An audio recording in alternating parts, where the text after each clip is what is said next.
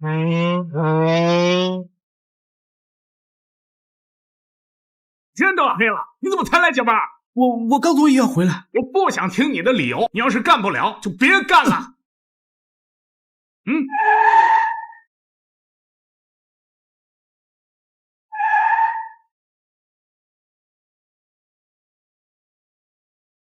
神主大人，你隐藏的好深啊！神主，请神主大人许我家总裁。江总，这事情是不是太突然了？要不你给我点时间，我考虑一下。叫我一涵。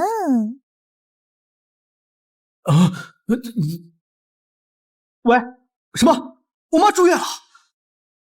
不好意思啊，我有急事，我先走。医生，我妈怎么样了？我们已经尽力了，她可能再也醒不过来。妈，既然都醒不过来了，我看这治疗就不必了吧，干脆把氧气拔了好了。林清雪，你什么意思？雪宝宝，这就是你的废物前男友啊？哟，这怎么了？这是家里要死人了吗？要不要我打电话送点花圈过来呀？啊！我跟你拼了！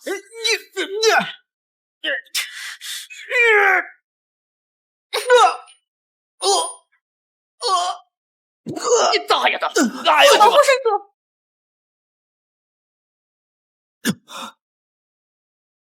拜见神主。他是神主？什么神主？他不就是个废物？再敢对神主不敬，死！走。你们是蒋一涵派来的吧？回去告诉他，我没有心情和他问。他并非神主，可他与神主长得一模一样。神主修炼了九龙神诀，气息早已融化。你看他气息微弱，连路都走不好。可是神殿内部已有乱象，如果让他们知道我们没有找到神主，恐怕……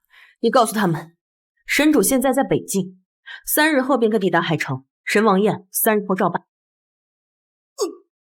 你想不想救你母亲？你能救？不过你要答应我一个条件，我就可以给你母亲安排最好的医院，请最好的医生。我不能保证她一定会醒过来，但一定不会像现在这样躺在这等死。我答应你。我要你假扮神。神主，那是凌天至尊。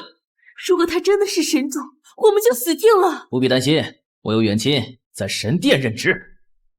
好，神主人在北境，根本就不在海城。这么说来，他们都是骗子。没错，定是楚阳那个废物找来了群众演员。好一个楚阳！赵少，我们现在就回去拆穿他。不着急，3日后，神主大人会威临海城，届时海城各界名流都会前来。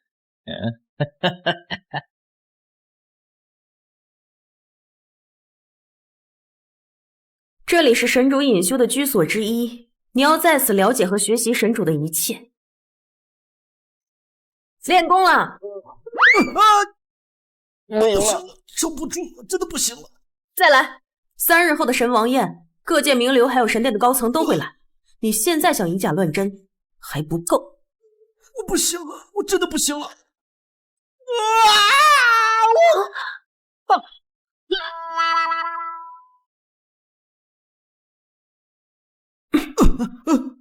这些是神主的生平日志，全部背下来。我早就背完了。怎么可能？这才半天时间。我打小记忆力惊人，过目不忘。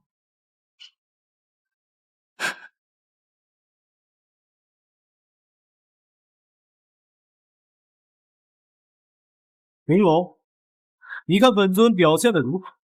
真算，他倒是天赋惊奇。他虽然背下了神主的生平，仪态也学得颇像，但仅凭这些，想在神殿那帮老狐狸面前蒙混过关，还远远不。大人，您的意思是？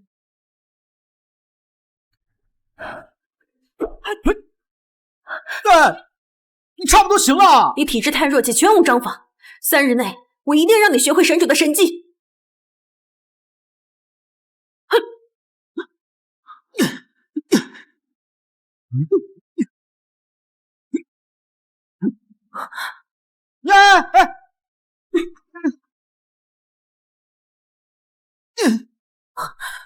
是神主大人的游龙部和玄虚手。哼，神主秘技，他一普通人怎么可能学得会？我好像在他身上看到了神主的影子。以后你的剑我踢不到我。虽然你没有学会九龙神诀，但凭着游龙部和玄虚手，便足以以假乱真。等神王爷，我帮你蒙混过关，你答应一件事情。什么事？等我妈醒了，就假装我的女朋友。我让郑红陪你去。啊？不行。为什么？因为你屁股大，能生儿子。怎么不见许玲珑啊？是我掉草了吗？楚阳，他怎么会在这里？楚阳，你敢来神王宴，我是说你蠢呢，还是无知呢？怎么，上次的教训还不够？你还死鸭子嘴硬是吧？那我就替神殿先教训你。谁敢动我蒋一涵的男人？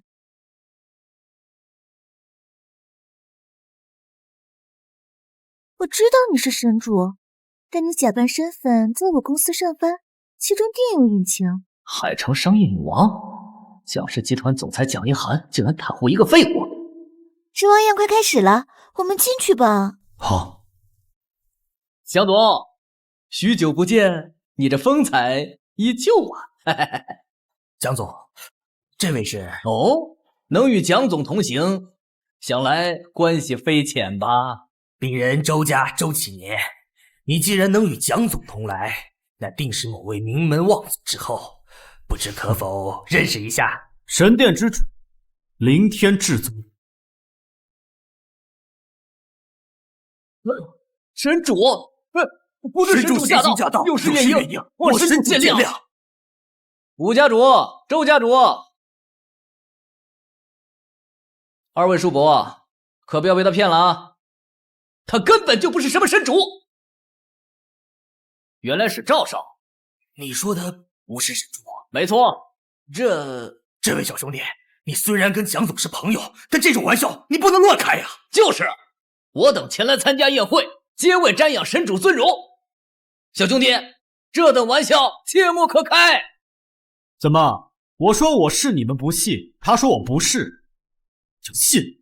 蒋总，这怎么回事啊？这位朋友，他当然是神主，我可以为其证明。蒋总，你可能还不知道吧？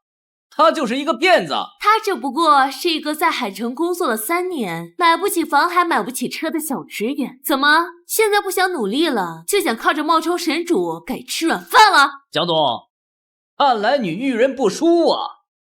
今日，真正的神主将莅临海城，这是我们海城的荣幸。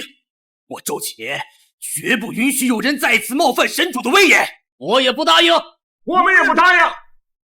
看在蒋主的面子上啊，你从哪来的？滚回哪去吧！想走啊？怕是晚了。不瞒诸位，我表叔乃是神殿卫青大人，此人胆敢冒充神主，只能交由神殿惩处。今日休想离开。赵少，没想到你还有这种关系啊！赵少，那以后我们周赵两家要加强合作了啊！放心，我不走。今日晚宴便是为我准。我要是走，这宝座岂不是要空？一个冒牌货，居然敢坐神主的宝座！冒犯神主已是死罪，竟敢觊觎神主的宝座！我认为此人应该拖出去，沉海喂鱼。周家主所言甚是，神主即将到来，切莫让此人扰乱了宴会。我赞成周家主的提议，将此人拖出去，沉海喂鱼。沉海喂鱼！许玲珑，你倒是快点来！慢着，我有证据可以证明，他就是如假包换的神主大人。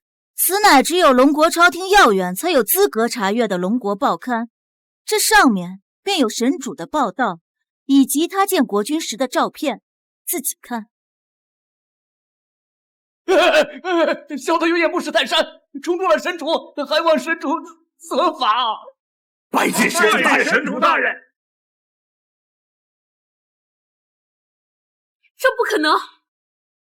他不就是一个废物，消耗了我3年青春，连一个名牌包包都不曾买给我的废物，怎么可能是当时最强势力的神殿之主？早就听闻神主大人抑郁隐退，想必这3年在海城也是为了体验这凡尘俗世，只是没想到你们这些人竟敢以这副嘴脸相待，你等多次辱没神主，可知罪。楚阳，我们毕竟相恋了3年，其实你心里还是有我的，对吗？林清雪，我与你不熟。神主说了，与你不熟，还不快退下！既然神主已就位，那今日的神王宴，我看可以开始了。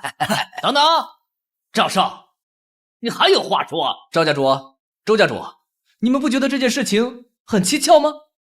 赵少，蒋总已经拿出证据，证明神主是真，怎么你还在怀疑？这份龙国内刊是假的。赵少，你可知你在说什么？我当然知道我在说什么。你身后那个冒牌货，他的母亲得了不治之症，现在正是需要用钱的时候，正好在这个时间，你得到了这份龙国内刊，你不觉得这一切很巧合吗？赵少，你的意思是，他那份龙国内刊就是那个废物假造的，为的就是拿下蒋总，拿掉蒋总的亿万家产。赵少，狂口无凭啊！3日前，这个废物还在蒋总公司上班，蒋总应该还见过他。是又如何？3日前，神主可不在海城，而是在北京。什么？神殿执事，卫青魏大人到。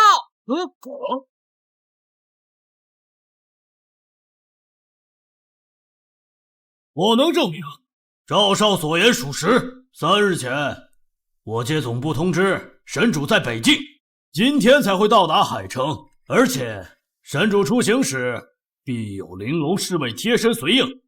你只身一人，且3天前就已经到达海城，怎么可能是神主？你若不是跟蒋总同行，恐怕你连门都进不来吧。好啊，你还真是个骗子！早该想到是这样。蒋总人心险恶，我早就说过，他就是个废物。不幸大人，幸亏你及时赶到，不然我等都要被他给骗了。既然事情已明，还请魏执事裁决。表叔啊，此人假冒神主，扰乱神王宴秩序，此乃是重罪，需重罚！重罚！你们就这么认定我是假的？楚阳，都这个时候了，你还期盼有奇迹出现吗？他是我的人，就算有罪，也理应由我处置。蒋总，都这个时候了，你还在打算为这个骗子开罪吗？蒋总，不是我不给你面子，此事涉及神主名誉，神殿殿规，冒充神主者，其罪当诛。来人呐，把他给我拖出去砍了！住手！属下来迟，还请神主恕罪。怎么可能是神主？这2个人我见过，就是他找来的演员。好大的胆子！你竟然敢协助此人冒充神主，你可知这是死罪？死罪？你一个小小的神殿执事也配给我定罪？好大的口气！让长老级别的人来见我。神殿下辖3部，每部这3名长老，长老们除3部之主，而不得号令。你算什么东西，也配见长老？魏大人，神主随时到来，还请魏大人出手，把这些杂鱼都清理出去吧。就是，这就是一群骗子，跟他们废什么话？来人呐，把他们给我拖出去！放肆！你们就不想知道我是谁吗？听好了，我叫许玲珑。许玲珑？许玲珑？玲珑大人名讳，也是你敢直呼的。魏大人，许玲珑是不是你曾经提过的神主亲卫啊？没错，他是玲珑大人。大胆！神主在此，尔等还不跪下谢罪？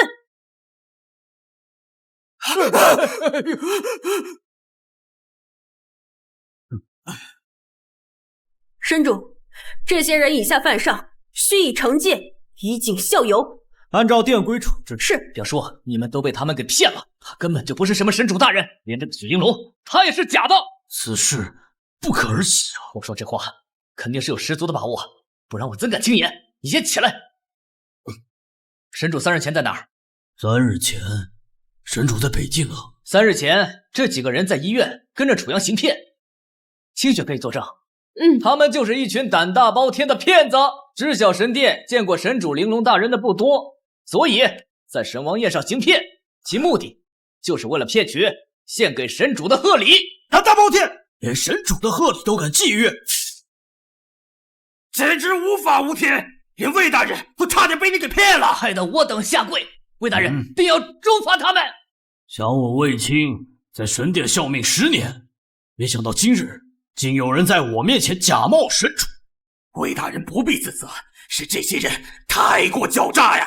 贤侄，今天你为我立一大功，等我把他们这些冒充神主之人收拾了之后，再向神殿给你请功。待魏大人为赵少请功之后，赵少便可凭此与神殿牵线，用神殿做后盾，赵少成就不显亮。如果你现在下跪求饶，还能留你一条狗命。一群蠢货！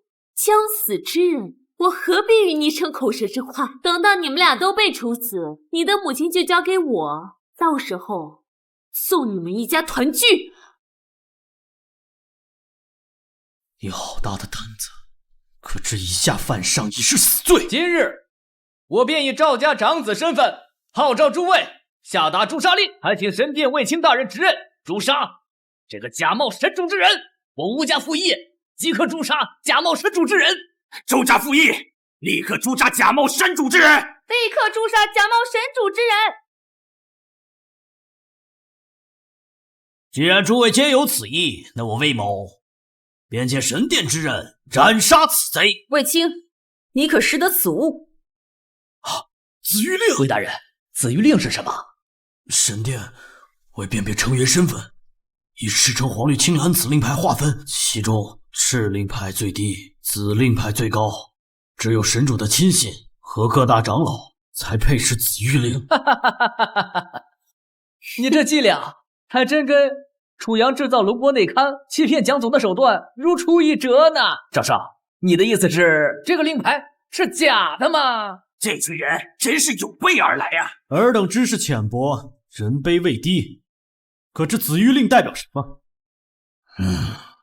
胆敢不敬紫玉令者，许玲珑，告诉他们下场是什么？当诛！还演起来了？你也算得上是难得一见的美女，若是你随便找个权贵攀附一下，说不定能享尽荣华一生。但是你却偏偏跟那楚阳寻死，白白浪费了你这一副好皮囊啊！出言不逊，你活腻了！别脏了你的剑。卫青，你可识得陈志进？陈志进，神殿9位长老之一。陈老不但是海城霸主，而且还是神殿商会大长老，位高权重，尔等小小之辈，怎配提起名讳？海城霸主，陈老，难怪陈老这些年能在海城黑白两道无人能挡。冒充神主已是死罪，你现在还敢提到陈老？你莫不是不知道陈老的手段吗？要得罪了他，你不想死都难。可能在你们看来，陈志进在海城可以呼风唤雨，不可直呼其名，但在我以及我身后这位面前，他什么都不是。蝼蚁罢了。大胆，胆敢辱没陈老威名！交出你这样的狗东西，才辱没了他的威名。还敢出言不逊，给我拿下！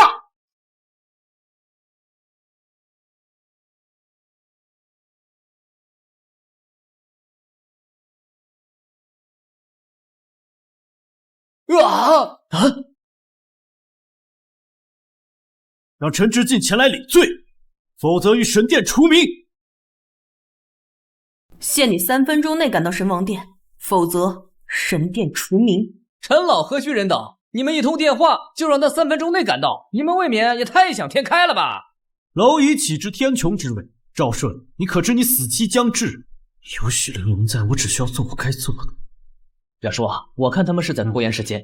今日神王宴若是真的神主到了，受到牵连的恐怕是我们呀。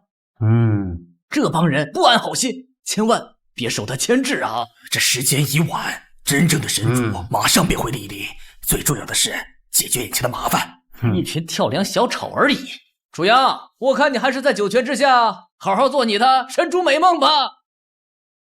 你敢打我？打你都是轻敌，再敢对我不敬，整个赵家都会与你一起陪葬。就凭你灭我赵家？区区的赵家，动动嘴确实够了。你说懂什么？机会已经给你们了，你们不珍惜，那我送你们上路。给我上！都给我住手！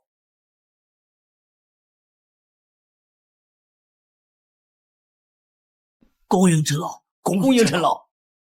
陈老已至，我看你们的下场只会更惨。是。楚阳，陈老都已经到了，你还霸占着陈王座不起，怎么还想继续谋仇神主？试图连陈老都骗过吗？这宝座本来就是为我准备，我若不走，还有谁敢做？狂妄之徒！神主宝座岂容你再次玷污？不知死活的东西，还不快从神主宝座上给我下来！你都死到临头了，还在嘴硬啊？你们在做什么？陈老，这几个骗子冒充神主，企图骗取各路名门权贵的送给神主的贺礼，被我等拆穿，还请陈老降罪重罚。骗子！一群招摇撞骗之辈，这也怪我等疏忽，让这种小小之辈混进了现场。小小之徒，陈老，你这是在责怪我们没有处理好。这等小事何须让陈老亲自到场啊？既然陈老在此，不如主持大局，对付这种小小之事，全由我们代劳。你是个什么东西？居然有资格在神王宴上说话？陈老，我是海神赵家长子赵顺呐，这群小小之辈的骗局，还是我拆穿的呢？没错，陈老，赵顺这个事儿是立了头功了。头功？卫青，你们的胆子也太大，冲撞神主，还想立功？陈老这语气似乎是对我等行事有所不满，而且他刚才说我们冲撞神主，难道不应该是陈老也弄错？陈老，你怕是不知道，这几个骗子不但冒充神主，还辱没了您的威名，实在是可恨。是呀，陈老，这群人居心叵测，你还是立即降罪，严惩他们吧。严惩？我看惩罚的应该是你们。陈老，哎呀，你是个什么东西？竟敢指挥我！陈老，我们这出，哎呦，什么时候神殿的事轮到你说话了？可是哎呀，陈老，我说的不够清楚吗？该惩罚的是你们。陈老，陈老不是这么大的怒，都是这帮人扰乱神王宴，看得陈老都如此大怒，这下我们也得跟着遭殃了，真是。都是这帮该死的冒牌货！楚阳，陈老动怒，今日之事，我看你怎么收场。陈志进，神殿长老陈志进拜见神主。陈老竟然给这个冒牌货下跪了！这不可能，这伙人肯定藏着什么其他的手段，居然连陈老一块给骗了，绝对不可能！属下来迟，请神主责罚。陈志进，你在海域还真是风光无限。神主，责任都在于我，还请神主交由属下定夺，一定给你一个满意的交代。陈老，您乃是海城霸主，何须向他们卑躬屈膝啊？这中间是不是有什么误会？误会？哎呀，陈老，你肯定是看错了，他们肯定是假的。陈志进，告诉他我是真是假。你屡次三番冒犯神主的神威，你该当何罪啊？陈老，表叔，带下去。果然，谁的人还得谁亲自收拾。今夜，但凡尊重神主者，我将一一全部清算。神主，是我的有眼无珠，冲撞了神主，还望神主原谅啊！请神主原谅，请神主原谅。这是我要原谅他们吗？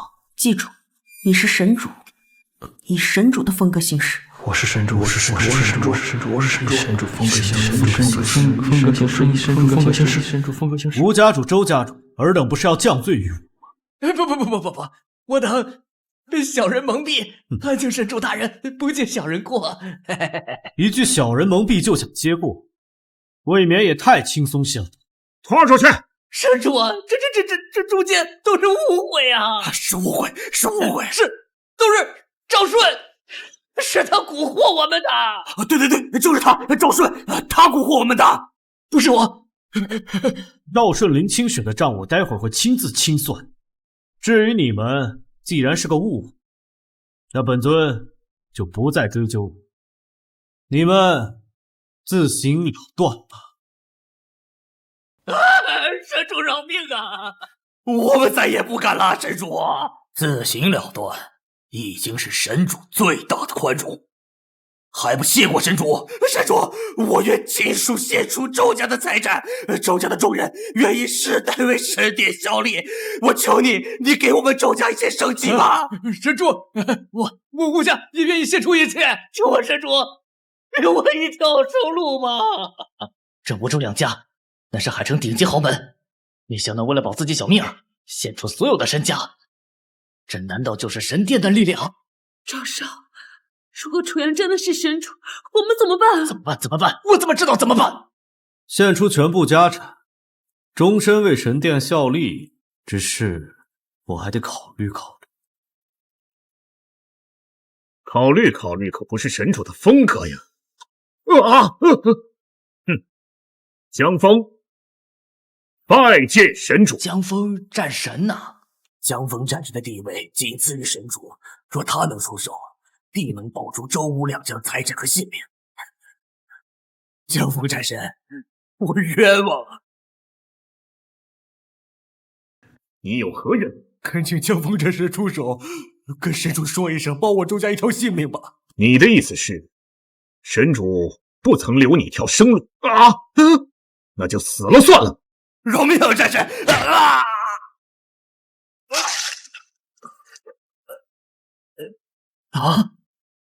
陈老，你是真的冷啊！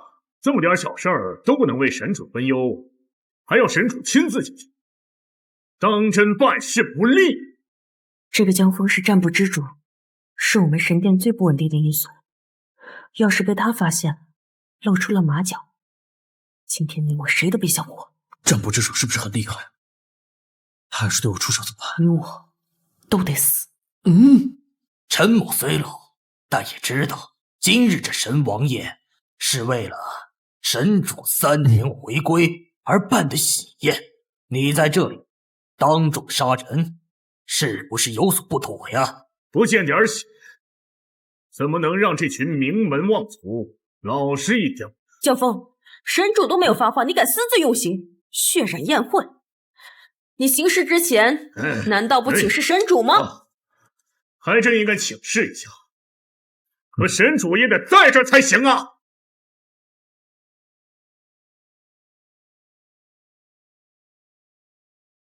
江枫，此话何意？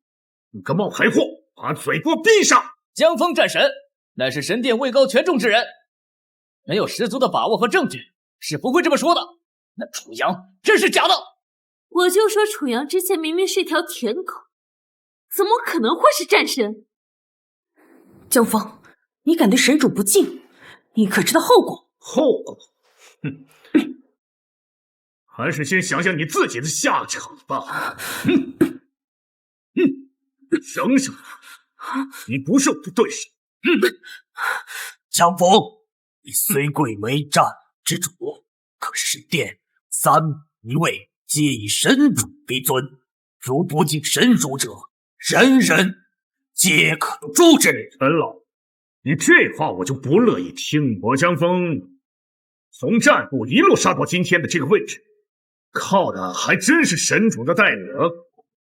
我怎么可能不尊重神主呢？只是我前面的这一位是个冒牌货，你让我如何敬他？今日这神王宴，怎么会有这么多人质疑神主？莫非他真是假的？江峰，神主3年未曾现世，但这不是你质疑他的理由，毫无证据。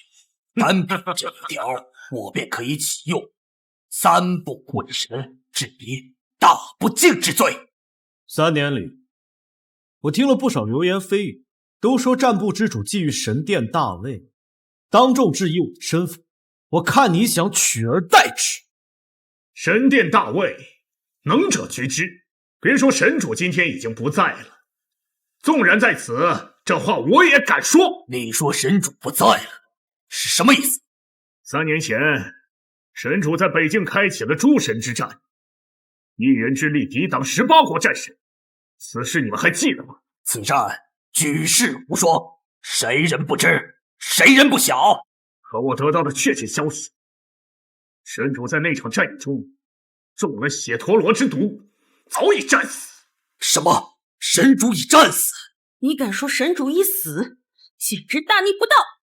许玲珑，别以为你弄个冒牌货就能瞒得过我！荒唐！胡言乱语，想要抢个分寸，仅凭一些来历不明的情报，便如此的质疑神主，简直是无稽之谈。是不是无稽之谈，我自会证明。神主战力举世无双，今日江峰斗胆，想与神主切磋一番。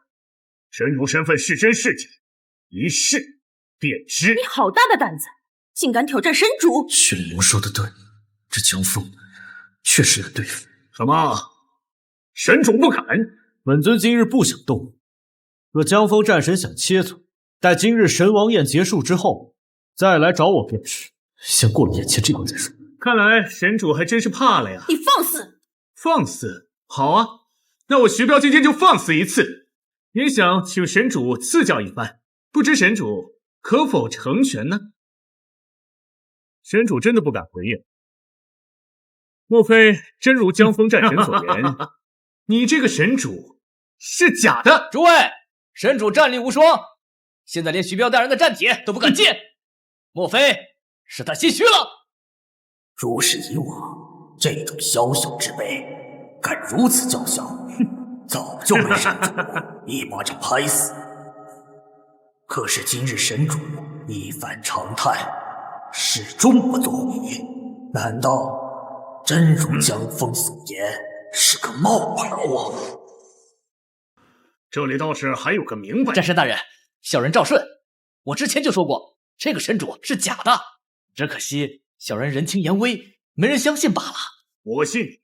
今日神王宴，我等来此皆为瞻仰神主尊荣。若这神主是假，那不是寒了咱们海城各族的心了吗？啊！敢直言进谏，你也不错。我吴某愿替海城各族请缨，请神主接受江峰战神的提议，自证清白。我赵某也愿替海城各族请缨，请神主自证清白。神王宴上，尔等屡次犯上，当真是不要活了吧？神主为何还不出手？难道真是假的？神主若不敢应战，便是假的。对，不应战，不回应，定是假的。既然是假的，我便代表神殿将此逆贼拿下，以还神殿之威名。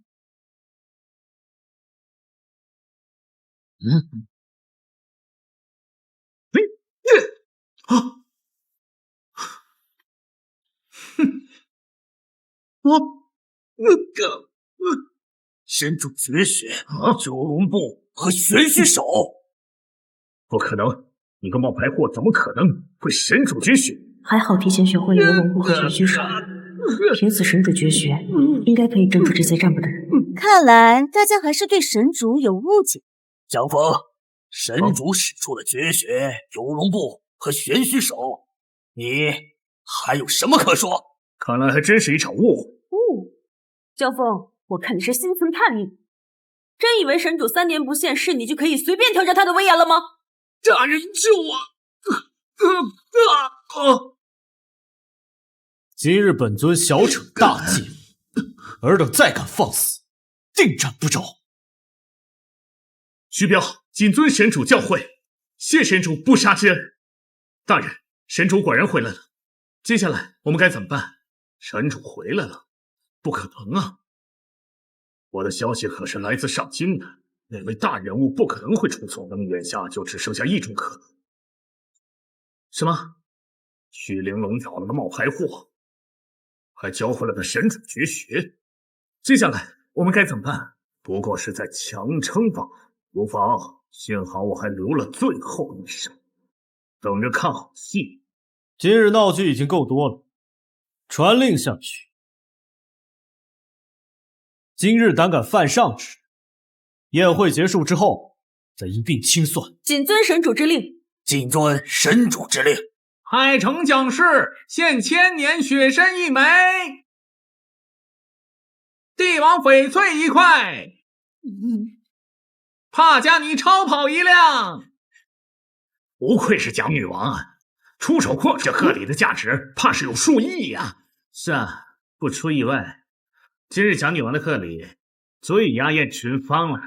神主，今日的来宾都准备了贺礼，我江峰自然也不能例外。上贺礼！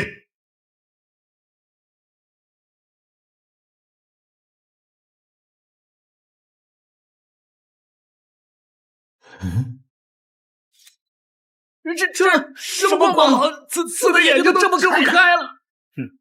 这是无双神王剑。没错，无双神王剑是龙国史上第一铸造大师欧质子亲自铸造，乃是神主的贴身佩剑。欧质子，就是那个制造了战卢、纯君、巨阙、鱼肠、圣邪5把名剑的欧质子。正是，欧质子取了千年玄铁和天外陨石，造成了这把无双神剑。神主便是这把剑的当世剑主。此剑乃战卢、纯君、巨阙、鱼肠、圣邪5剑之首。此剑一出，其他5位剑主必定前来朝拜。他想用神王剑试探你，那我怎么办？你一会儿。江峰今日斗胆，请剑主拔剑，召唤其他剑主现世，向世人证明剑主的身份。神王剑真有这么神？剑主拔剑，其他几柄名剑也会有感应？真的假的？神王剑乃旷世神剑，剑主拔剑，其他几位剑主就能感应到。若他人拔剑，则会遭到反噬，必死无疑。这江峰战神是想以死来鉴定他到底是真是假。果然是高啊！江峰，你还在怀疑我的身份？之前的事，本尊不与你计较，但你也不要太过放肆。神主不敢拔剑，是怕被反噬。神主宽宏大量，给你机会，非得惹神主发怒吗？给我机会？诸位，我得到的确切消息，神主早已战死北境，这也是神王剑遗落的原因。可是神主不是已经展示过游龙步和玄虚手了吗？这不足以证明他是真的神主吗？当然不能证明。神主绝学并非只有神主能够练成，就比如说这玄虚手。江峰，你怎么会玄虚手？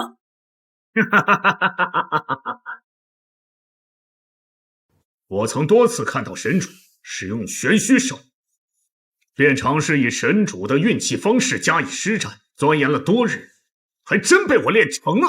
这江峰战神没有得到神主指点，也没有绝学秘籍，却也能够得此秘法，不错。如果神界出现了叛徒，将此方法传授于他人，再加上勤加练习，定能练成神主绝学。你这是什么意思？神主绝学并不能证明神主身份，唯有拔出那把神王剑，召唤其他剑主，方能证明身份是真。既然如此，还请神主拔出神王剑，自证身份。你可知神王剑出鞘必见血？你确定让我拔剑？江峰，你帮我找回神王剑有功，待宴会结束之后，本尊会论功行赏。玲珑，帮我把神王剑取来。遵命。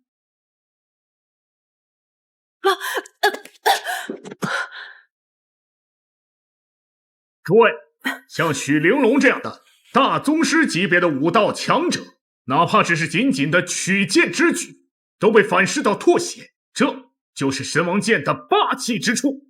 原来如此啊！这江风战神所言属实，这神王剑确实有灵性，非剑主拔剑，那就是必死无疑呀！看来这也是神主不敢拔剑的原因吧？因为怕露馅。你再敢对神主不敬，我撕了你的嘴！赵少，他凶我。好了，雪宝宝，别着急，等江风战神拆穿他们的阴谋，他们就是人人喊打的过街老鼠，到时候我让他们10倍奉还。神主，今日质疑之声实在太多，为了证实神主的清白，老夫恳请神主拔剑，召唤5大剑主，彰显神威，以让天下不敢妄言。神主，就连陈老都这么说了，你还在犹豫什么呢？我刚才不是说过，神王剑出鞘必见血。你们难道想让我血洗神王殿？这样吧，只要神主肯拔剑，属下徐彪愿意为神主祭剑。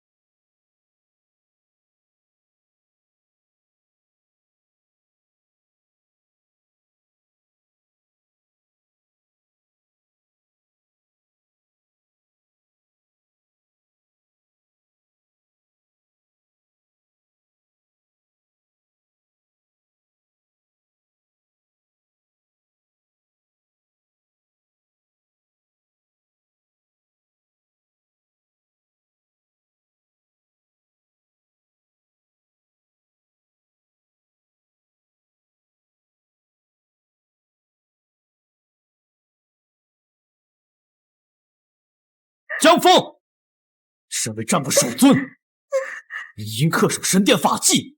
你现在的行为太让本尊失望了。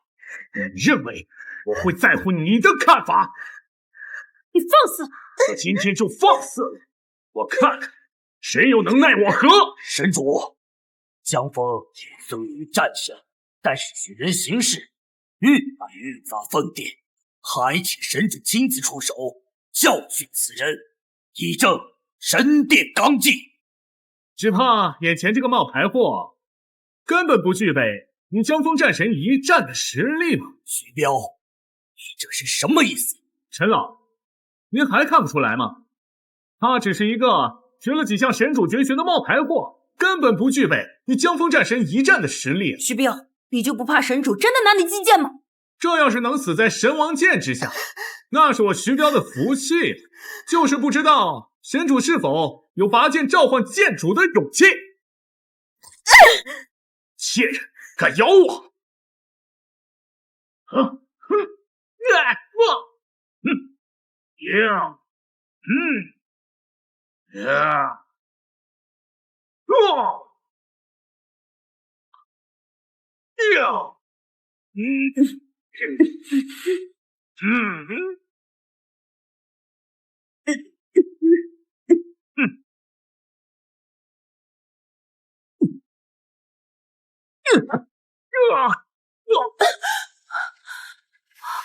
神王剑出鞘了，他似乎没有被反噬，这到底怎么回事？玲珑大人只是拔剑就被反噬，而他却真的拔出了神王剑。他居然拔出了神王剑！我没有被反噬。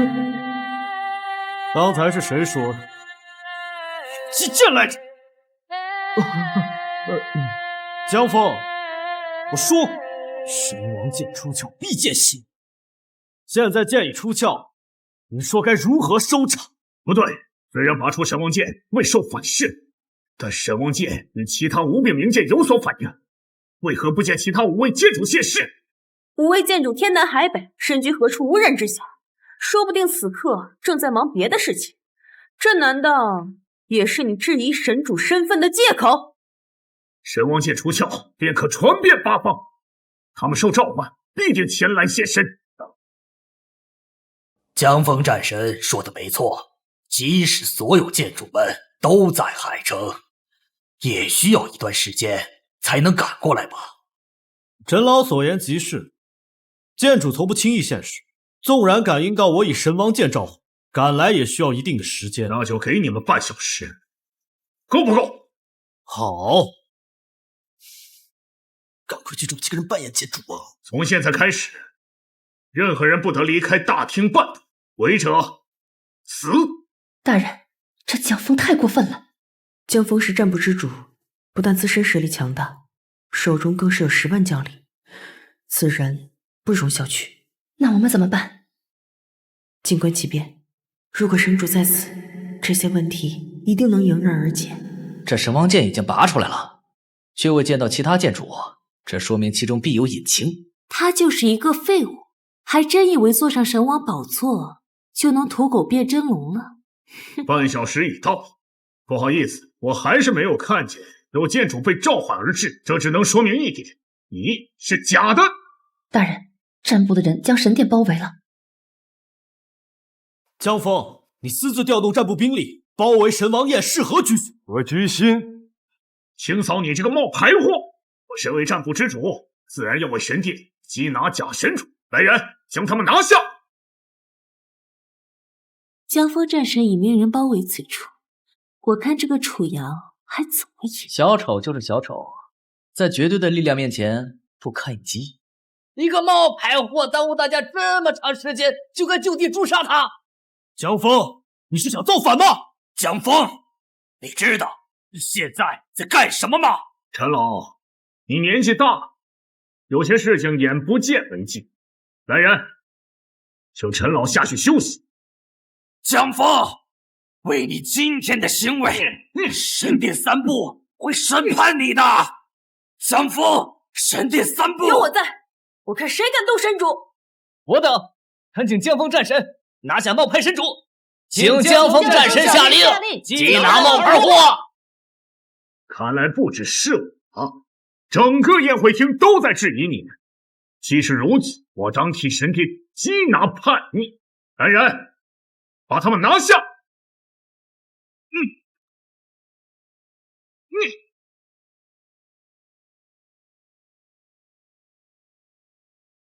蝼蚁，胆敢冒犯天威，杀！纯真剑主莫天机，余城剑主罗伯半，圣邪剑主季晨渊，拜见神主。剑主，真的到了。江峰这个狗东西，这下看你如何应对。太好了，楚阳真的把剑主给召唤过来了。这几位便是当世剑主，楚阳一个废物，真正通过神王剑召唤来了剑主。楚阳不是冒牌货吗？怎么可能？如果他们是真的，那我刚才的言论呢？这可是踏不净之罪呀！哎呀，你召唤的？不是。虽然不知道什么情况，但是剑主的出现足以解决我们的危机。大人，会不会是您那边的情报出现了问题？他是真的神主啊？大人，我的消息可是来自上京那位，不可能出错，这里边一定有问题。江峰，剑主已至，你还有何话要说？不对，剑主有5位，可这里只有3人。我知道了，说。我猜测，这3位剑主的到来，定是陈老所为。陈老刚被驱离，这3位剑主就到了，有这么巧合吗？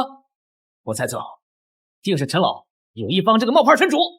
怪不得人数对不上呢，一定是陈老临时请人，时间仓促，所以只请来了3名懂剑之。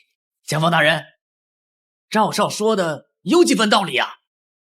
这3位虽然精通剑术，但他未必就是真的剑主啊！再说了，那陈志进本就听命于许玲珑，这陈志进前脚刚走，这3位就到了啊，怎会有如此巧合之事啊？他们真的是剑主吗？不知道，剑主向来神秘，神主也只是在北京的诸神之战的时候召唤过，我也未曾见过。他们真的不是你找的？我差点还以为是你的原因了。好你个陈志进，竟敢跟他们同流合污！不急，我们有的是时间陪那个老东西慢慢玩。现在眼下当务之急是先把他们给控制住。我等受神王殿召唤而来，护神主周旋。尔等要是对神主不敬，先问问我们同不同意。就凭你们几个也敢挡我的路，我看你们就是找死！小子，你好大的口气，敢对剑主们不敬！真正的剑主有5个，而你们只有3个人，就凭你们！3年前，我等随神主征战北境，对抗18国战神，那一战惨烈至极，战罗和巨轩2位剑主早已损落。神主领5大剑主对抗敌国，为龙国浴血奋战，才使现在国泰民安，繁荣昌盛。你们不知道感恩，反而质疑他，真是让人心寒。尔等要对神主不敬，我等必定不会坐视不管。陈老找的这几个演员挺敬业，你还是想想，一会儿他们被拆穿之后，你怎么跑吧。一会儿时机不对，我来断后，你去跑。就开始制定逃跑计划了？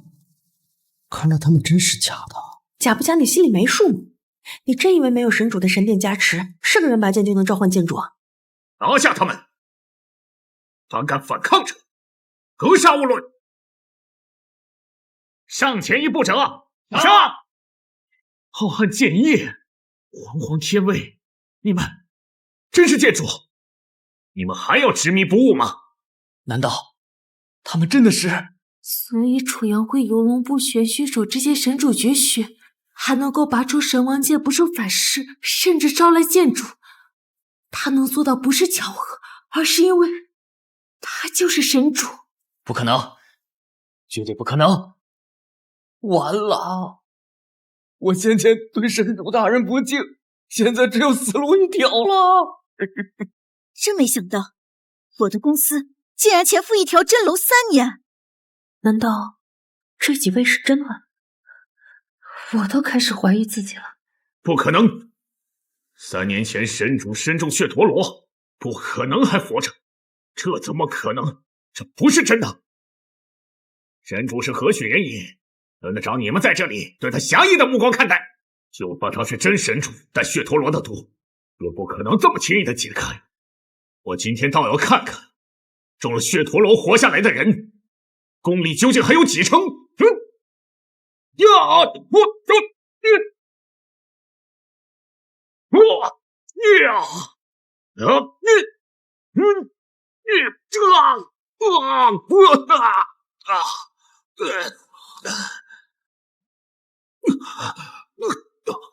九龙护体，是九龙护体，是九龙护体。神主天威，我等敬服。你怎么会有九龙护体？九龙护体？什么九龙护体啊？神主修炼九龙神诀，拥有九龙真身，等受到外部袭击时，就会出现九龙护体。他若是真的九龙神主，那我将封印忍数年，等的就是今日一举夺其大位，掌神殿权位。可目前的形势对我们很不利。走！站住！神王宴本是为我接风的喜宴，被你们这么一闹，气氛全无。你说来就来，说走就走，你当这是什么地方？神主，属下知错了，属下知错。江风寨，你率兵而入，缉拿冒牌货，你何错之有？属下听信了别人的谗言，当众质疑神主，对神主不敬，请神主责罚。不敬神主者，是何处？依神殿殿规，不敬神主者，当斩。我等愿为神主清除神殿叛逆。神主，属下刚才出口不逊，但不管怎么说，我也是战部之主，为战部立下过汗马功劳，还请神主留一些生机。既然江锋战神都说话了，是应该留一些生路。那你自断一臂吧。神主，江大人身为战神，以双锋为首，阵退外敌8万，若失之一臂，战力必受损呐。神主，你在开玩笑吧？你看我像开玩笑？什么意思啊？字面意思。你是自己动手，还是让3位剑主代劳啊？完了，神主开始清算了。江锋战神，乃神殿战府之主，他都要自断一臂来保住性命，那我们呢？神主，你当真要撕破脸皮吗？怎么，难办吗？如果是这样的话，我愿意为江锋战神献出一臂。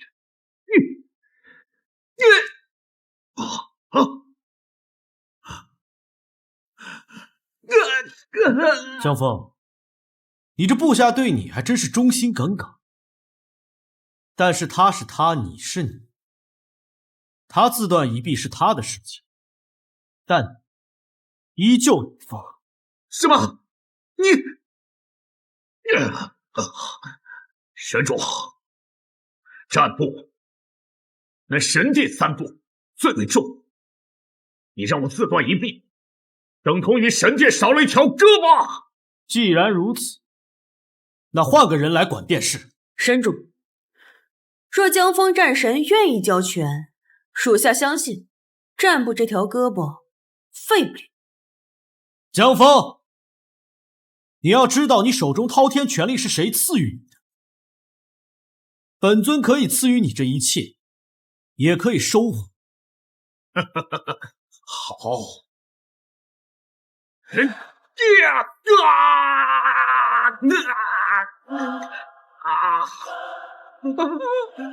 我们走。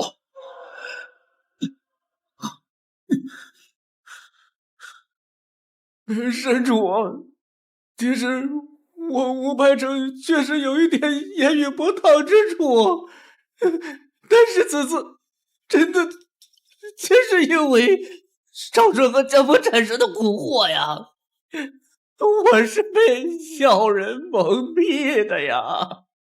受小人蒙蔽，那看起来你还挺冤啊。我吴家来参加神王宴，那是为了瞻仰神主尊荣啊！跪下！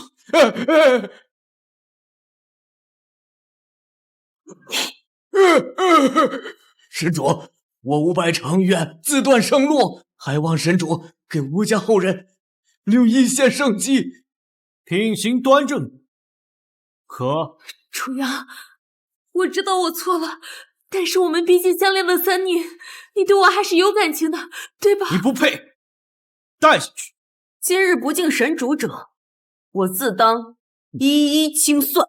楚阳，今晚神王宴沾染血腥过多，已不适合参叙。的确，一涵准备了一些清茶淡饭，如果神主肯赏脸，今晚可得一涵寒舍。一涵愿意奉陪。神主，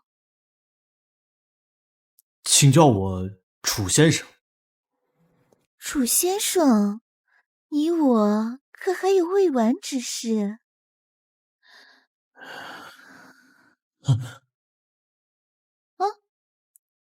等等，我先出去点事儿，马上回来，马上回来啊！马上回来！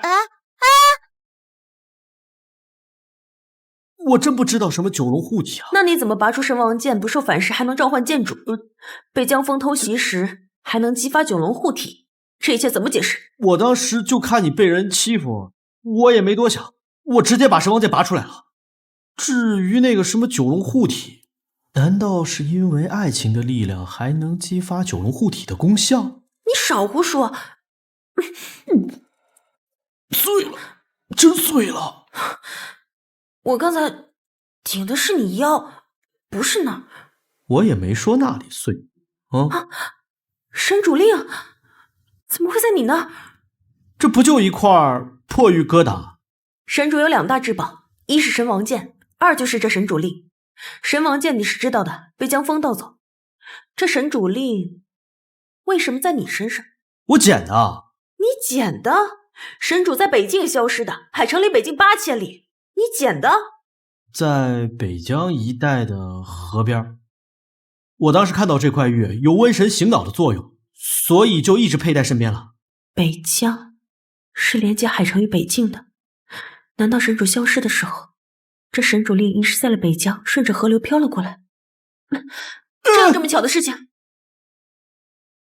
你别那么深情地看着我嘛，我怕影响收剑的速度。你少贫了！我现在是明白你为什么能召唤剑主，并且激发九龙护体了。所以是因为爱情的力量，还是因为我是气运之子？都不是。那是什么？因为这神主令。因为他这块破玉？也没什么奇特的地方。你懂什么呀？这神主令是神主的至宝，神主常年佩戴在身上，这玉里有大量的真龙气息，所以你才能够拔出神王剑召唤剑主，并且激发九龙护体的，都是因为这神主令。这么好的东西，我还是留在身上吧，以后遇到危险我就不怕了。这神主令里面的真龙气息已经被你消耗完了，所以才会裂开。就算你再佩戴，在身上也无法发挥作用。但是若是被有心之人得到，神殿必将有大灾难。这神主令我必须收回。收回就收回嘛，那么凶干嘛？还有神主令的事情，你不可以跟任何人讲。知道了，知道了。如果你没有什么事情了，里面可还有家人等着我呢。我先走了。你站住！怎么了又？我警告你，你现在是神主的身份，你要敢用这个身份和别的女子乱来，我保证下次碎的就不是玉了。你看好了吧，把自己喝多了吧你？没喝多，没喝多，还能喝。知道你能喝。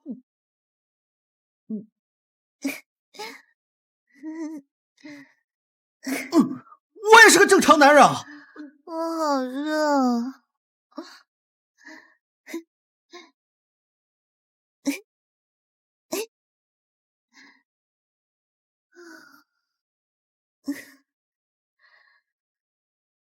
你这样，我可就对你不客气了。谁设计的抠这么多？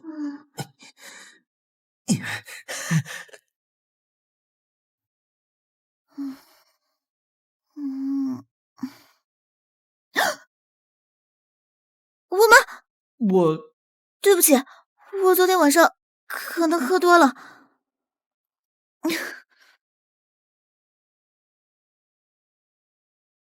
不过没关系，我会对你负责的。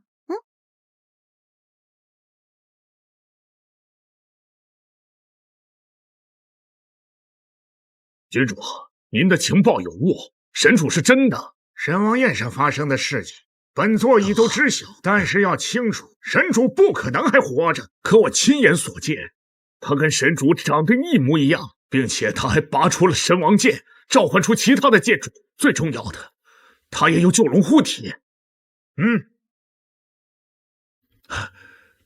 楚阳，他就是个冒牌货，并无多深的背景，他就是一个普通而不能再普通的小人物。会不会是神主自己伪造的资料？确实有楚阳这么一号人物在。3年前，神主在北境与诸神大战时，他便已经在海城工作，而且他在海城有亲人，这些人都是亲眼看着他长大。如此说来，是那个许玲珑找了一个叫楚阳的人来冒充神主，并且教会了他神主绝学。许玲珑这么做，只是不想让你掌权神殿。君主，既然神王宴上的楚阳是个冒牌货，他又怎么拔出的神王剑，召唤出其他的剑主？并且拥有九龙护体的呢？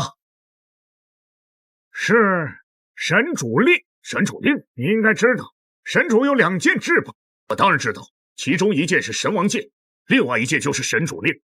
神主消失后，神主令就再也没出现过。2件至宝，神王剑能召唤5大剑主，神王令靠的是神主令的至高无上。楚阳召唤5大剑主，激发九龙护体，也是靠着神主令的真龙气息。明白了，是许玲珑。没错，神主消失，你寻得神王剑，许玲珑定是寻得神主令。这次宴会，他们靠的是神主令才能蒙混过关。那接下来我们应该怎么办？事后我会以国君之名设国宴，要求神主与龙国高层共同赴宴。届时我自有办法，让假神主无处遁形。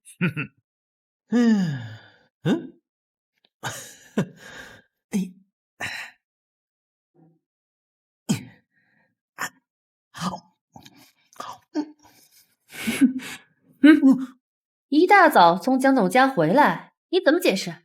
我可什么都没做。男人的嘴，骗人的鬼。我楚阳对天发誓，我和蒋总什么事都没有。我明明只想喝完酒把他送回房间，然后就走，只是太累了，我就睡着了。但是我和蒋总真的什么都没发生过。真的？当然了，大人，他不像是在骗人。那当然了，你不会也不相信我吧？没心思跟你贫嘴，有新的任务。君主请示国君大人，于10日后在上京龙庭设国宴，邀请全城商士、世界各界名流共同出席国宴，欢迎神主回归，一起见证神主为龙国殚精竭虑18载的丰功伟绩。上京龙庭国宴是，所以我需要你继续以神主的身份出席活动。你那么严肃，该不会是场鸿门宴吧？神主在位期间力压一众群臣，功高震主，深受国主的爱戴。但我得到情报，此次会以君主为首的一众权臣极有可能联合起来向你发难。他们位高权重，就算是神主亲临，也不好应对。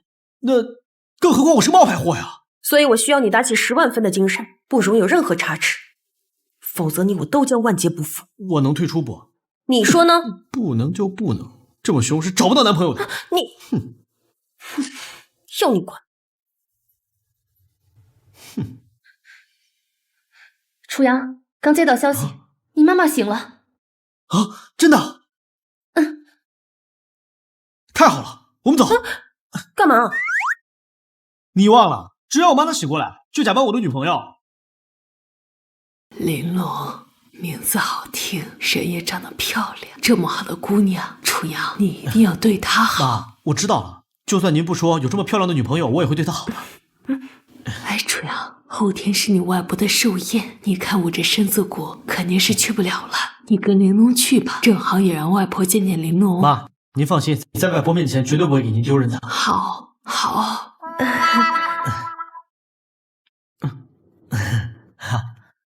楚阳，我只答应你在你妈面前做女朋友，可没答应你见其他人。你要是不同意，10天后的国宴你另觅他人。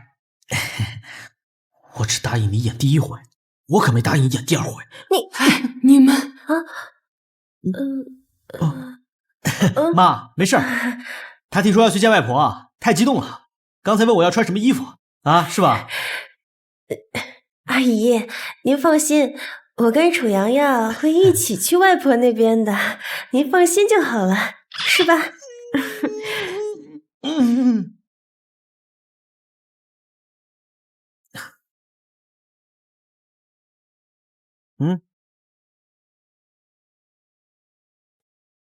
给。什么？你参加寿宴不带礼物啊？还是你考虑的周到。这镯子很贵吧？还好啊，300多万。啊？300多万？外婆，楚阳还来不来？今天可是你的大寿，他这样迟到，还真不把你当回事儿。再等等，不是我说楚阳，他老大不小的人了，自己女朋友看不好。我听说啊，他前女友林清雪跟别人跑了。楚阳这孩子是有点不求上进，工作那么多年了，结果还是一个小职员，哪像我家猴女婿孙少呀，年纪轻轻就已经是蒋氏集团业务部的总经理了，将来成就啊不可估量。这孙少也在蒋氏集团呢。这以后啊，还请多多关照我的外孙。外婆都发话了，嘉玲自然不会推脱。不过迟到可是职场大忌，楚阳参加外婆的寿宴都能迟到，想必工作也不会认真到哪里去。就是。不过外婆放心，我会抽出时间好好指导她的。外婆，不好意思，我来晚了。外婆，今天这家酒店是我们嘉玲提前订的。今天是外婆的大寿，又难得大家都聚在一起。今天所有的消费由我孙嘉林买单，各位喜欢吃什么，尽管加菜。楚阳表弟应该没来过这么高档的地方吧？想吃什么？要不您看着点。这可是英文菜单，他看得懂吗？确定要点这么多吗？按他点的上。我老公可不像某些人没吃过大餐一样。老公，你不是有礼物吗？快拿上来呗。这份礼物是我与雨儿共同为外婆挑选的，乃是上乘的优质的小叶紫檀木，价值20万。我喜欢。好女婿啊，真是有心了。楚阳，今天外婆70大寿，你不会是空手来的吧？那怎么可能？就你？这不会是淘宝地摊货吧？就这东西也敢往桌上放？淘过来的地摊货也往桌上摆，还让不让人吃饭了？这可不是地摊货。你几斤几两，大家还不清楚？就算不是地摊货，也不是什么珍贵的礼物，在20万的小叶紫檀手串面前，你这不是自取其辱吗？这个镯子价值300。多少？300万？对，300万。楚阳，你不是疯了吧？就这破镯子，价值300万？楚阳，我知道我们说的你不爱听，但也不能因为我们说一两句，你就这般胡说吧。这是柳月斋的帝王翡翠绿玉镯，300万还是有价无市的。若没有关系，根本拿不到货。柳月斋，龙国最大的珠宝集团。如果真是柳月斋的珠宝，价值300万也不足为奇了。这镯子真值300万？我说的是真正的柳月斋的珠宝，价值300万，不足为奇。但楚阳这块玉镯肯定是从地摊上淘来的假货呀！我就说嘛，楚阳一穷二白的，怎么可能能送300万的镯子呢？原来是假货。楚阳，外婆年龄虽然大了，但人并不蠢。你拿假货来糊弄外婆，是觉得外婆老眼昏花，不能辨别真假吗？哎，这就是你的不对了啊！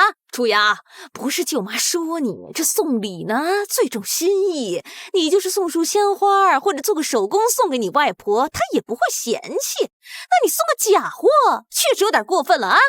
小杨，礼物高低外婆不在乎，但可不能撒谎啊！你小的时候，奶奶不是教导过你，做人一定要诚实。快把你假货拿走！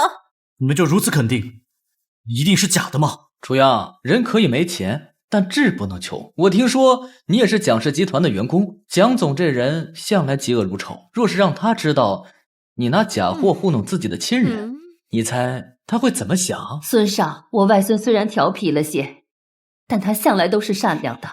今天估计啊，就是逗我开心，并无恶意。哎呀妈，你就是太宠他了，才让这行事如此荒唐。荒唐？你今天的行为还不荒唐？我不接受，也不允许你拿这个破镯子来糊弄外婆。楚阳，我这可是为你好。像柳月斋这样的大公司，最在乎的就是声誉。你用这假镯子冒充是他们的珠宝，他们要是知道了，一定会告得你倾家荡产。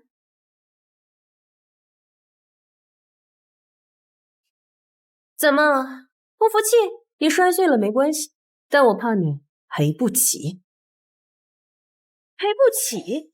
老公，他说我赔不起那么一个破镯子。好好，既然人家要求赔，那就赔给他便是。不用找了。不够。什么？想借此事碰瓷儿啊？让柳月斋的人来一趟金泰酒店。外婆，你看看楚阳，带着什么不三不四的女人，他一定是想借着假镯子讹我们呢。好啦，都别吵了。楚阳也是一番心意，至于这镯子碎了，太可惜。贵宾你们好，我是金泰酒店总经理马涛，很高兴为您服务。马总，怎能让你亲自过来服务啊？哎呀，您可是贵宾，我当然要亲自过来接待。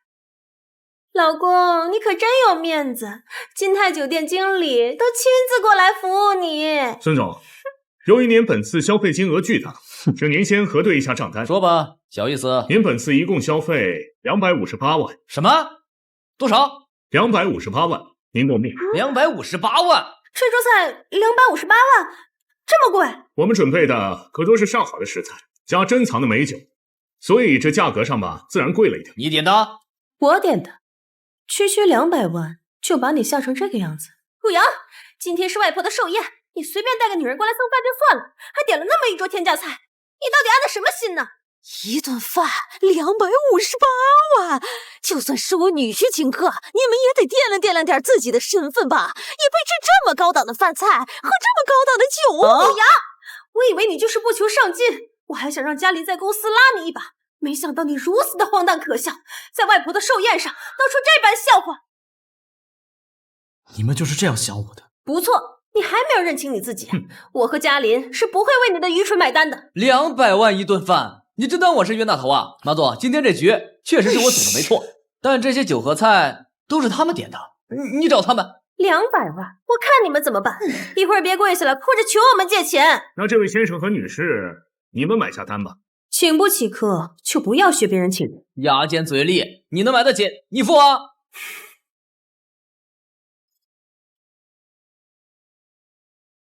我把卡拉车上了，去车上取一下。他想逃单，不能让他走。站住！金泰可是蒋氏集团旗下的产业，蒋氏集团如今在海城位居首尊，想在这儿吃霸王餐，不想活了吧？马总，我女朋友只是去车上取银行卡，可没有逃单的意思。而且我与你们蒋总关系还不错。每个来这吃饭的人都觉得自己跟蒋总关系不错，你又算什么东西，也配提起蒋总？对了，这张卡就是他给我的，你试试，说不定可以付上这顿饭钱。说，银行卡怎么回事？圣王宴当晚蒋阿姨给的，但我和他真的是清白的，发过誓的。楚阳，我说你吹牛也要有个限度吧？啊，随便拿出一张破卡就说是蒋总给的，你真当我们是傻瓜吗？楚阳，你今天可真是没有下限，先是拿个假珠宝说是柳月斋300万的镯子，现在又说这是蒋总给的，真是可笑。是不是真的？刷下不就知道了。如果你们还不信，我可以给他打个电话。给蒋总打电话？小子，你什么身份，也配给蒋总打电话？许秘书，什么风把您吹来了？今天是有重要的客人哦，几个不长眼的想在这吃霸王餐，外事我回头再处理。倒是您前来是有什么重要事？那我们借一步说话。哎，等一下，这张卡好眼熟啊，是蒋总的卡，怎么会在这儿？蒋总的卡？许秘书，没看错？这是蒋总的双龙黑金卡，我怎么可能会看错？真是蒋总的卡？楚阳，你只是蒋氏集团的小员工，怎么可能有蒋总的卡？我说过，蒋总给。也不看看你自己是谁，就你，我看这卡八成是你偷来的吧？楚阳，以前我一直觉得你虽然不求上进，但至少为人正直。可现在你怎么变成一个满口谎话的骗子了？这张卡是你偷来的？你想说什么？我想说，以这张卡的价值，足以判你10年以上有期徒刑。你瞅瞅，楚阳现在违法乱纪的事儿都干了，要真是判刑了，这10年谁来照顾他那病重的母亲啊？10年，外婆，妈，楚阳，你看把外婆气的，你就不该来。真是胆大包天，蒋总的卡也敢偷！来人，把他给我抓起来，送刑法办。等等，怎么？想下跪求饶了？你就是蒋总秘书？是。麻烦你给他打个电话，这张卡真的是他给我的。你说这张卡是蒋总给你的？什么时间？什么地点？什么情景？这件事涉及到他的个人隐私，不方便透露。是不便透露，还是没编好故事？此话何意？身为蒋总的秘书，我的职责是为蒋总挡下所有不必要的麻烦。像你这样想和蒋总攀关系的人，我见多了，不是什么阿猫阿狗编套故事，我就要亲自与蒋总亲自确认。你们就这样做事，就不怕他生气吗？少在那张口蒋总闭口蒋总的，你一个小职员算什么东西？也配在我们面前拿蒋总来压我们？我和孙总还有许秘书我们都是蒋氏集团的高管，今天我们3人在此，绝对不允许你玷污蒋总的名声。你池边的癞蛤蟆，给蒋总提鞋都不配，还妄想与蒋总攀关系，痴人说梦。带下去。我劝你们最好不要动他，否则怎样？你一定会后悔的。一群鸡鸣狗盗之辈，也配在这儿为首？今天不好好收拾你们一顿，你们是真不知道我马涛的厉害。把这个男的给我拉出去打断腿，这个女的送去 KTV 亏酒还债。哈哈哈，还真是热闹啊！没想到马总也在。程大师，您怎么也来了？这位是……我给您介绍一下，这位是柳月斋的高级鉴宝师程焕，程大师。原来是柳月斋的程大师，久仰久仰。柳月斋的人，程大师，你来的正好。这里有人拿一块假的玉镯冒充你们柳月斋的珠宝。柳月斋向来重视声誉，请程大师决断。我今日来此就是接公司的安排，有位大人物让我过来鉴定一件珠宝。不知是哪位大人物，能让您亲自前来？只知对方是神殿之人，地位不低，其他未知。神殿的人安排您亲自过来鉴宝，那得是多么名贵的宝物啊！我刚刚听你们说有人冒充我们柳月斋的珠宝，是何人呢？就是他们，拿个破镯子非说是柳月斋的物件，还假模假样的打电话让柳月斋的人过来鉴定，拿这个破镯子来敲诈我们。就是他口袋里那个镯子。程大师，此事对柳月斋的声誉造成了极不好的影响。是谁竟敢打碎我柳月斋的珠宝？什么？大师，你刚才说这是柳月斋的珠宝，你看仔细了吗？你在质疑我？我程焕走南闯北，鉴宝无数，从未失手，我怎么可能看错？这乃是我们柳月斋出品的帝王翡翠的玉镯，价值300万，还有价无市。若无关系，根本买不到这么好的商品，竟然被打碎，谁干的？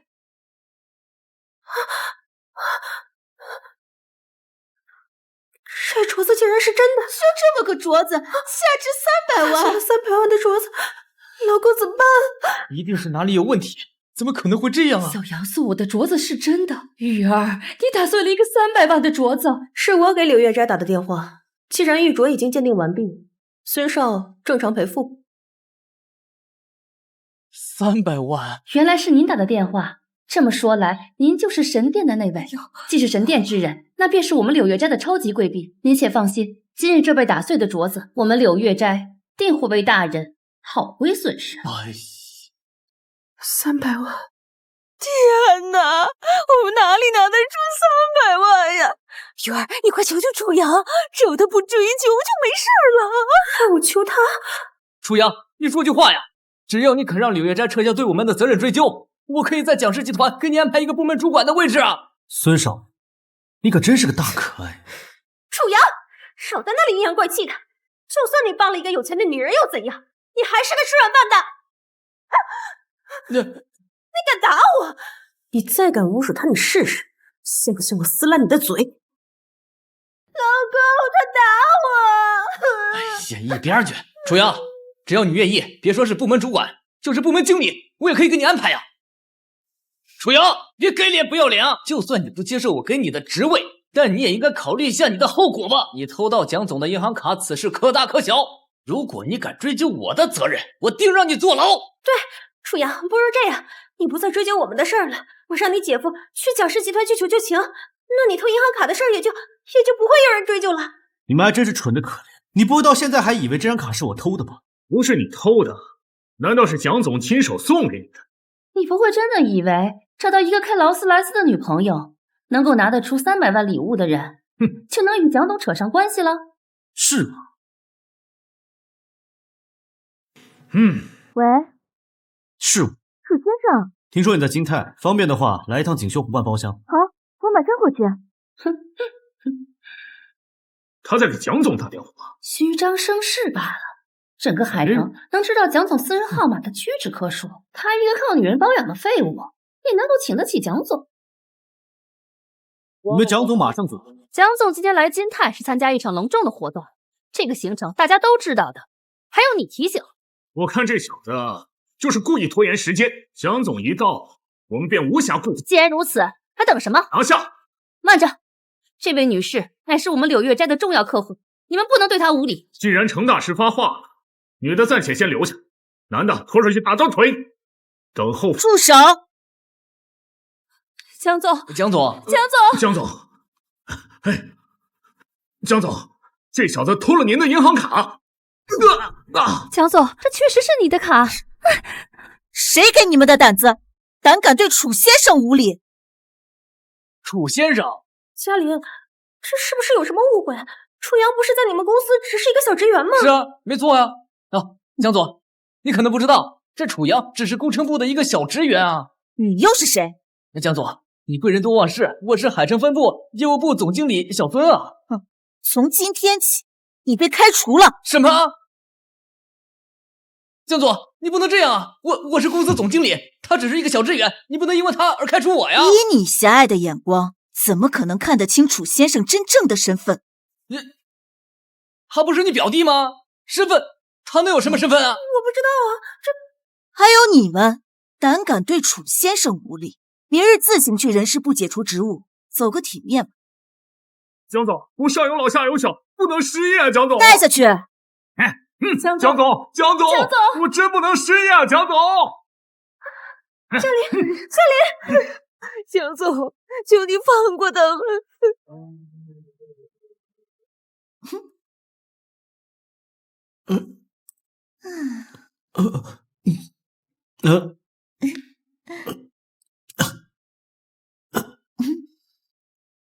今天谢谢你了。真要谢我的话，不如我们共饮一杯。怎么，你就不怕我把酒喝多了，对你做点什么？真要做的话，你上次就做了。不过楚先生若真想做点什么，一涵也愿意奉陪呢。奉陪？在哪儿？就在这儿。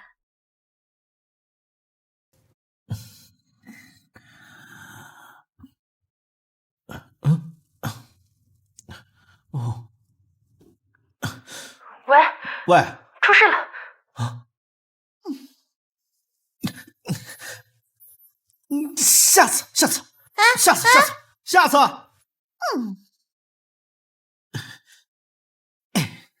发生什么事了？真神主出现了。真神主，这不是好事吗？我们收到情报，在 M 国的梅奥普斯医院发现了神主的踪迹。梅奥普斯，世界最医乐医院。对，种种迹象表明神主身受重伤，仍在昏迷当中。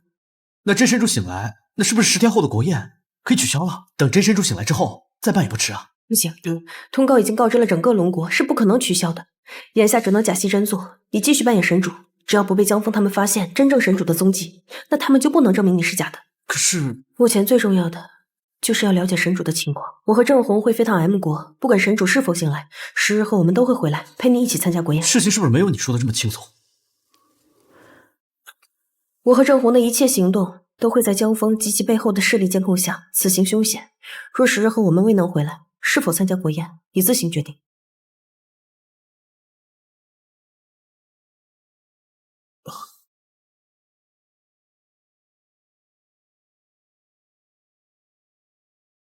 大人，留楚阳一人在龙国，会不会有危险？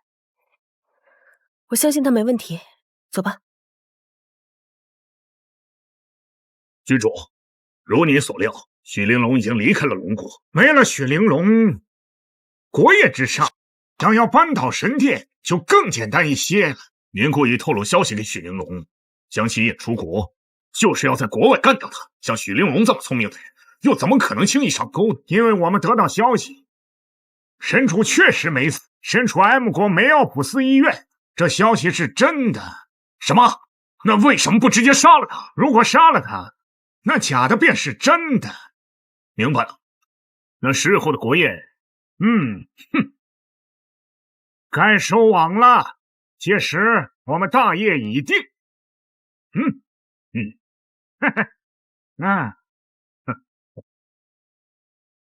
玲珑已经离开，江峰等以及他背后的势力也该露出狐狸尾巴了。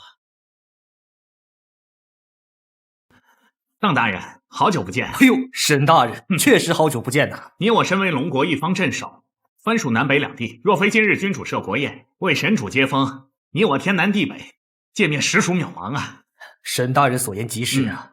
神主消失3年，而今回归，才创造了你我见面的机会。眼下神主坐镇，我龙国再也不惧八方敌国，盛世繁华，就看今朝啊！两位大人所言，怕是有失欠妥。见过北宣侯，见过北宣侯。刚才小猴王说的言语有所不妥，还请小猴王明示。龙国盛世繁华，靠的是君主的铁骑；马踏敌国山河，靠的是我义父相国大人变法维新、励精图治，跟神主有什么关系？今日这国宴，那可是为了专门歌颂神主的丰功伟绩。邓大人恐怕还没看清形势啊！来人，掌嘴！看这架势，君主派系怕是要抢神主的风头啊！你看邓守义这样的一方阵势都被扇了耳光，我等还得谨言慎行的好啊！是。神主到！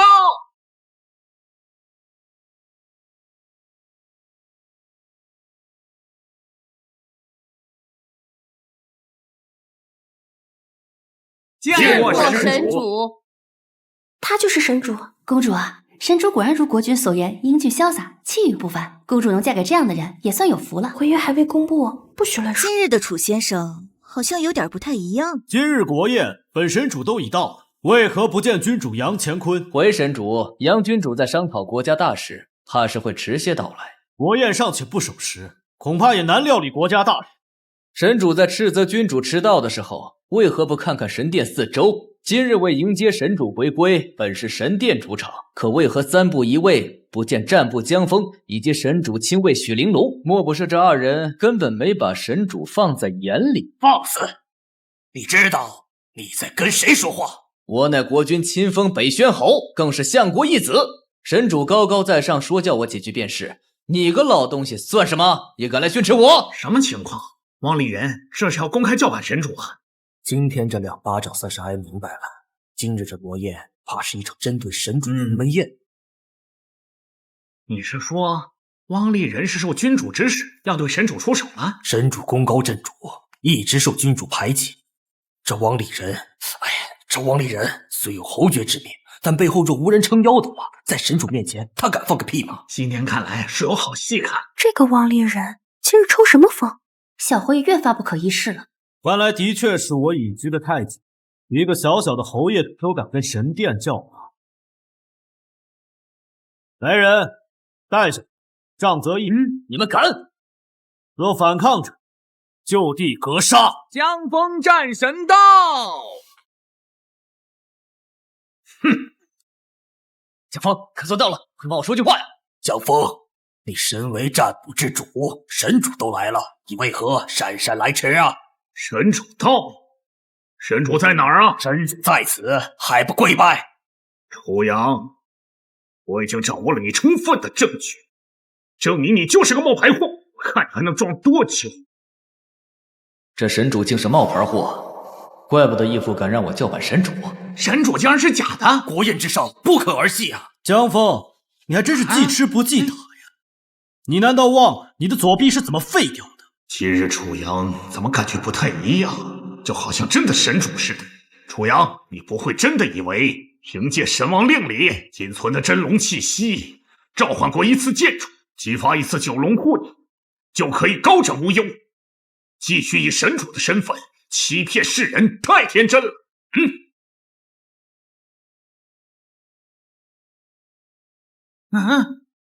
你们怎敢对神主刀剑相向？诸位，真正的神主乃楚灵天，而眼前的这个名叫楚阳。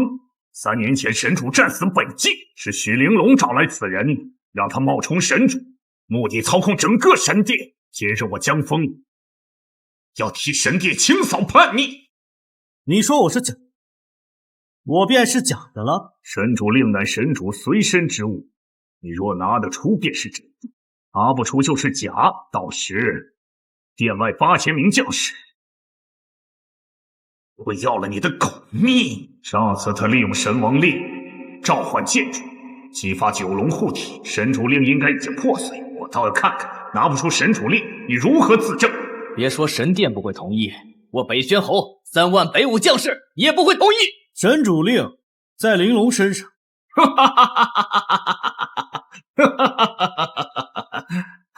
他拿不出神主令，他是假的。谁说没有神主令？拜见神主。许玲珑，他怎么会来？君主大人不是安排人将他截杀在安国吗？我回来迟了。不迟，好戏才刚刚开始。我还以为你会跑呢。怎么可能？不过我记得神主令已经破碎，并不晚。放心吧，已经修复好了。神主令在此，谁敢放肆？不可能！神主令完好无损。见令如见神主本人。来人，江枫胆敢公然叛逆神主，将其拿下！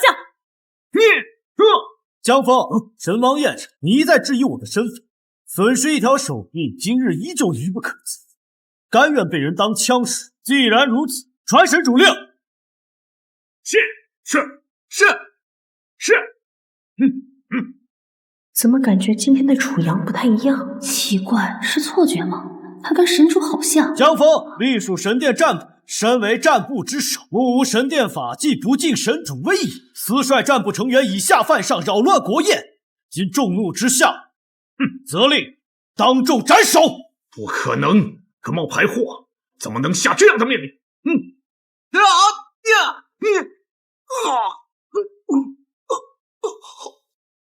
君主会来救我的。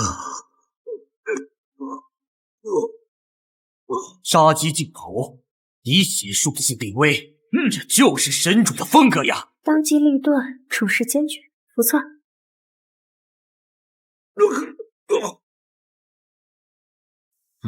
可还有质疑吗？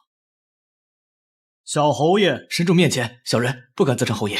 侯爷何必自谦？你可是当今圣上亲封的北宣侯相国的义子，你有何不敢啊？不敢。王立人，今天乃国宴，你煽动大臣与我对抗，可知罪？神主，请原谅！神主，请原谅啊！掌嘴30，以敬校友。活该！让你尝尝大嘴巴子的滋味。是我的错觉吗？感觉带领着我们一路前行的神主就在身边。神主今日真是好威风啊！连相国的义子都敢打，敢问神主，在这龙国之内还有没有你不敢责罚之人？君主到了，见过君主。丽人拜见君主。小侯爷不必多礼，今日本师为你主持公道，这国宴还未开始，你便杀了战神江枫，又将相国义子打成重伤，是为何意？江枫乃我神殿之，要杀要剐与你无关。至于他目中无人，我替相国好好教训，免得他哪天在外给你招惹事端，丢了相国的命。你若是神主，当然可以，可是你是吗？刚才江枫也提过楚阳这个名字，莫非君主也掌握了什么证据？刚才你还口若悬河，伶牙俐齿，怎么现在闭口无言了？是被本帅击中要害了？楚阳，楚阳，我不知道是谁。好，那我就让你知道。诸位请看，这些就是楚阳的亲朋好友。楚阳，你可认识他们？不认识。不认识是吧？好，我这就给你一一介绍。这位也是楚阳的生母。公主，你说这杨乾坤所言究竟真假呀？杨乾坤向来谨慎，不会做无意的事。这些人恐怕真与神主有些交集吧。而这位也是楚阳的女朋友。楚阳，救救我！楚阳，奶奶年纪大了，姑姑刚出院，他们身体遭不住啊！你要是得罪人了，你就认了，别牵连我们呐！韩大人，我跟楚阳没有半毛钱关系。您刚才也说了，抓的都是楚阳的亲友，我既不是他朋友，也不是他的亲人，请您放了我吧！既然如此，那你就去死吧！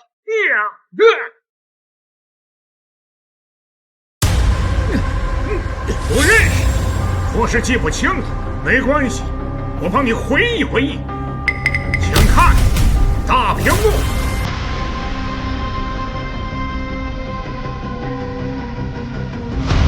哎，臭孩子，手不洗就吃。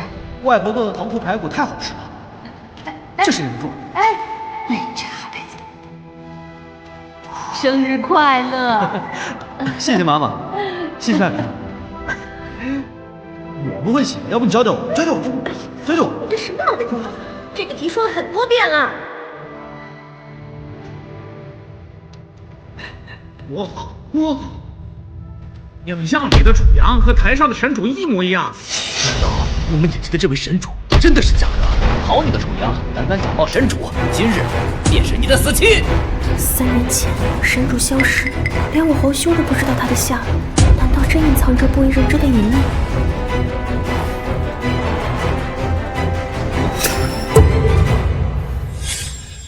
你放这些，想说什么？如果这些证据还不足以承认你假的身份，那看这段。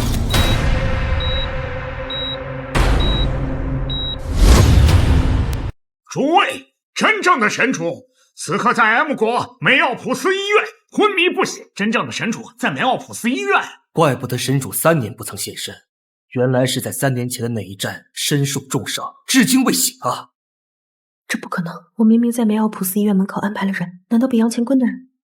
大人，我们演不下去了。诸位，事实已经摆在眼前，你们见到的这位只是神主替身冒牌货。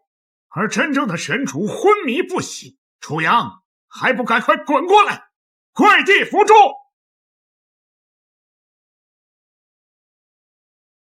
所以，杨乾坤，你的推断是我是楚阳，而真正的神主早在3年前便身负重伤，躺在病床上，是这样？怎么还想狡辩？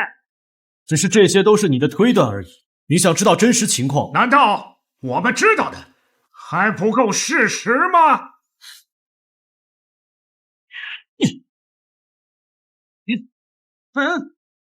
拜见神主！只有神主能拔出神王剑，不受反噬，且能召唤剑。杨乾坤，想听听我的版本吗？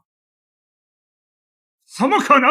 在海城他能拔出神王剑，不受反噬，是因为神主令，是神主令中真龙气息已经耗尽，他怎么可能再次召唤剑主？3年前，我手持神王剑，独自在北境对抗18国战神。那一战，我遭人算计，身中修罗战神的血陀罗之怒。战卢巨阙2位剑主为保我性命，战死北境。至此，5位剑主止于3位，而我在他们的忠心护送之下，才侥幸活了下来。后我为查明真相，游于世间，也是在那时，我找到了我的同胞兄弟楚阳。楚阳是神主的同胞兄弟。哎呀，难怪2人如此相像呢。只可惜楚阳命运多舛，身患重病，我便把他送去 M 国梅奥普斯医院救治，只是至今未醒。楚阳不在，母亲又生病，我不得不放下身份去照顾母亲。也是在那时，一个酝酿3年的计划便已成型，我便以楚阳的身份自居。你的意思是，躺在 M 国的是楚阳，你才是真正的神主楚灵天？这不可能！我以楚阳的身份自居3年，其目的就是引出江峰那个神殿叛逆，以及他背后一直觊觎龙国大位的你们。杨乾坤，3年前，若非不是你把消息提前透露给18国，我又怎会遭暗算？另起私利，通敌叛国，乃是株连9族的重罪。不可能！楚灵天身中血陀罗，就算有2位剑主一命相救，你也不可能还活着，一定是在骗人的。我只相信你才是楚阳，昏迷不醒的那位才是神主。杨乾坤，你以为今日国宴是你的棋局？你错了，今日之国宴乃是我与国君一手操化，带你露出狐狸尾巴，将你一网打尽。国君居然也参入其中。国君虽然事事顺，但他早就知道你有一颗叛逆之心，他处处隐忍，只为寻找合适时机，而今日便是收网之时。怎么可能？原来竟然是这样的惊天布局！神主隐忍3年，只为今日，实难想象啊！这么说，皇兄不公布我与神主婚事，是在等这一天？不可能！这一切都是你编织的谎言。今日我便杀了你这个冒牌货！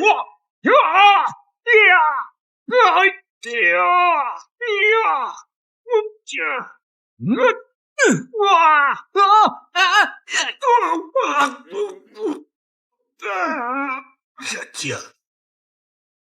你竟然已经达到神境！杨乾坤，你大势已去，还不束手就擒？就算你是神主，就算你也踏入神境，那又如何？我乃红国三军统帅，如今三军都在上境外警力，只要我一声令下，他们便会攻入上境，到时候血流成河，你也是千古罪人。你终于承认了，不过你高兴得太早。三军将领已全部捕捉，杨乾坤，你救兵来不了了。什么？来人，把他拿下，打入天牢，交由国君处置。楚阳，楚阳，你并不是神主，你也没有踏入神境，你刚才用的是无量神功，是伤敌1000，自损800。3年前是神主找到了你，传授你九龙神诀和对付杨乾坤的无量神功。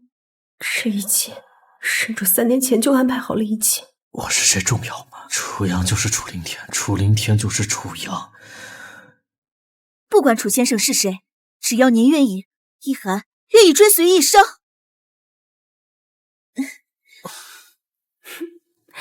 自我介绍一下，我龙国宁阳公主卢婉宁，你未来的未婚妻。